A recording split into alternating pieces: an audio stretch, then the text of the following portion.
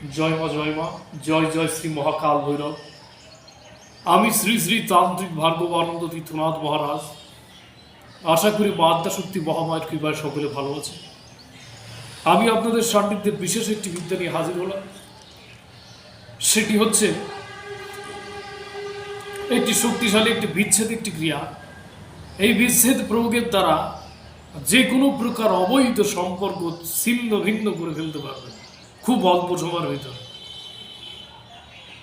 এই বিদ্যা প্রয়োগ করলে আপনার 24 থেকে 72 ঘন্টার মধ্যে অবৈধ সম্পর্ক বিচ্ছিন্ন হয়ে যাবে চিরতরের জন্য।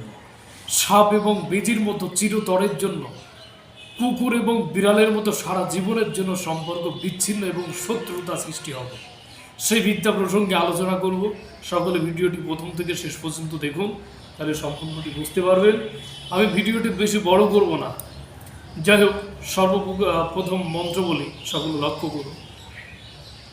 কুন্দল বাতি কুন্দল লাগ, অমুকের সাথে কুন্দল লাগ, দেখা হলে কুন্দল লাগ, পথে ঘাটে কুন্দল লাগ, অমুকের সাথে কুন্দল লাগ, কার দোহায় বিশ্বহরি মা চণ্ডীর দোহায়। এ হচ্ছে মন্ত্র। আশা করি আমার মন্ত্রটি অবশ্যই বুঝতে পেরেছেন। এই যে যেখানে অমুকি এবং অমুক, যেখানে লেখা আছে অমুকি এবং অমুকের সাথে কুন্দল লাগ, এখানে প্রথমে যার সাথে বিচ্ছেদ হবে এবং যার জন্য করা হচ্ছে, প্রথমে ছেলে এবং মেয়ের নাম দুই জায়গায় উল্লেখ হবে।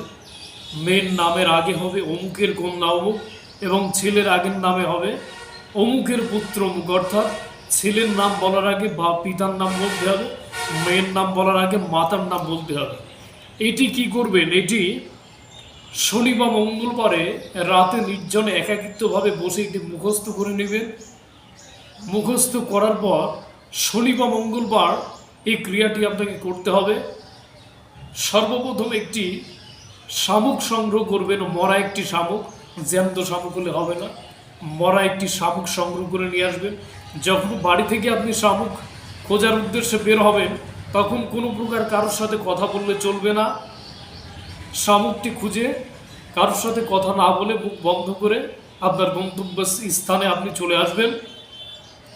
এরপর এই যে মন্ত্র, এই মন্ত্রটি একটি ভূর্জপত্রে লাল কলম দিয়ে এই মন্ত্রটি লিখবেন। লেখার পর কি করবেন? এই যে শামুকটি নিয়ে আসলে ওই শামুকের ভেতর এই ভূর্জপত্রে লেখা এই মন্ত্রটি শামুকের ভিতর দিয়ে দিলেন। এইবার লাগবে হচ্ছে 2খানা নাটা ফল। যে কোনো বাণিজ্য ভাণ্ডারে আপনি এই নাটা ফল পেয়ে যাবেন। এই নাটা ফল কী করবেন? 2খানা নাটা ফল কিনে নিয়ে আসবেন। 2খানা নাটা ফল কিনে নিয়ে এসে ওই নাটা ফল 2টা শিলপাটায় ভালো করে একদম বেটে ফিনিশিং করে ফেলবেন। ফিনিশিং করে ফেলে শামুকের যে মুখ রয়েছে ওই শামুকের মুখের ভিতরে ওই নাটা ফলের গুঁড়া দিয়ে মুখটা বন্ধ করে দেবেন। এবং অবশ্যই যখন ভূর্জপত্রে লিখবেন মন্ত্রটি, যেখানে যেখানে নাম দেওয়া আছে মেয়ের নাম এবং ছেলের নাম অবশ্যই ওখানে উল্লেখ করে দেবেন, কোনো প্রকার ভুল করবেন না। এবার নাটা ফল দিয়ে শামুকের মুখটা বন্ধ করলেন। বন্ধ করার পর এই যে মন্ত্র, এই মন্ত্রে 151 বার পাঠ করবেন। ছেলে এবং মেয়ের নাম সহকারে 151 বার মন্ত্রটি পাঠ করবেন।